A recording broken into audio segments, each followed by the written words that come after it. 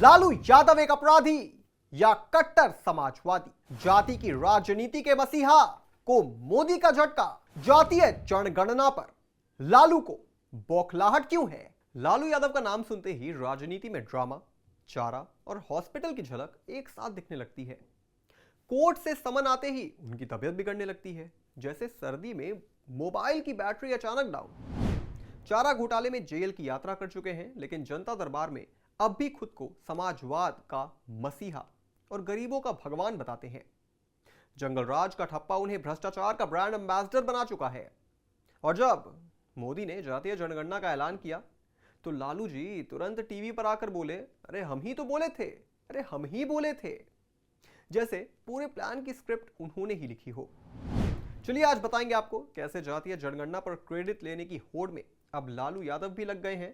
पर उससे पहले आयोन भारत बिहार झारखंड को सब्सक्राइब कर लीजिए। नमस्कार, मैं हूं आपके साथ स्नेह श्रेयस।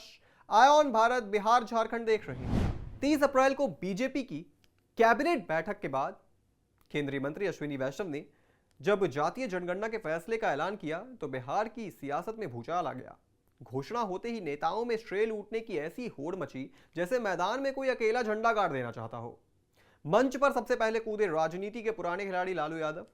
उन्होंने एक्स पर गरजते हुए लिखा, हम क्या बोले थे, 1990 में मंडल कमीशन लागू करवाने के बाद हमने सारा ध्यान जातीय जनगणना पर लगाया।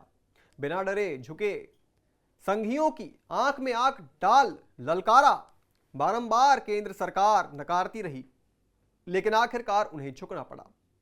लालू ने खुद को कट्टर समाजवादी बताते हुए 2 पुराने ट्वीट भी पेश कर दिए, जैसे कोई वकील कोर्ट में सबूत रखता है। 3 सितंबर 2024 वाले ट्वीट में उन्होंने लिखा था कि इन आरएसएस बीजेपी वालों को कान पकड़कर दंड बैठक कराएंगे और इनसे जातीय जनगणना करवाकर हम दम लेंगे। 2015 वाले ट्वीट में उन्होंने यहां तक कह दिया था कि पीएम मोदी यूएन चले जाएं, लेकिन वो गरीबों, दलितों और पिछड़ों की लड़ाई लड़ते रहेंगे। आरक्षण बढ़वाकर और जातीय आंकड़े प्रकाशित करवाकर ही चैन लेंगे। लेकिन इस सियासी शो में जेडीयू कैसे पीछे रहती? नीतीश कुमार के सेनापति विजय चौधरी ने दावा किया कि भाई असली क्रेडिट तो मुख्यमंत्री को जाता है। बोले जब सब चुप थे तब नीतीश बाबू ही थे जो जातीय जनगणना की मशाल जलाकर चले थे। इंडिया ब्लॉक में जब कांग्रेस और ममता बनर्जी ने विरोध किया तब भी नीतीश डटे रहे।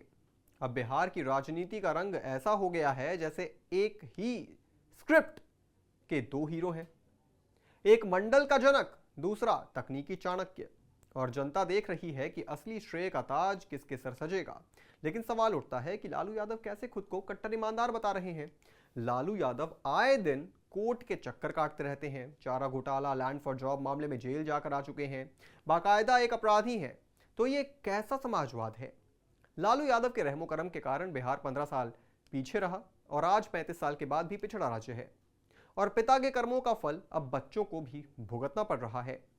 लालू के जंगल राज को याद करके ही आज तक जनता जो है वो आरजेडी को वोट देने से कतराती है। एड़ी चोटी का जोर लगा चुके तेजस्वी यादव सीएम नहीं बन पा रहे हैं। तो आखिर ये कैसा समाजवाद है? देखिए, जो पिता ने किया वही काम बेटा भी करेगा, ये कहना बहुत गलत होगा। लेकिन जो तेवर कम से कम तेज प्रताप दिखाते हैं, उसे देखकर तो यही लगता है कि लालू के लाल भी उसी नक्शे कदम पर है जिस पर चलकर लालू ने बिहार का सत्यानाश किया था। इस पूरी खबर पर आप क्या सोचते हैं दोस्तों? हमें कमेंट करके जरूर बताएं।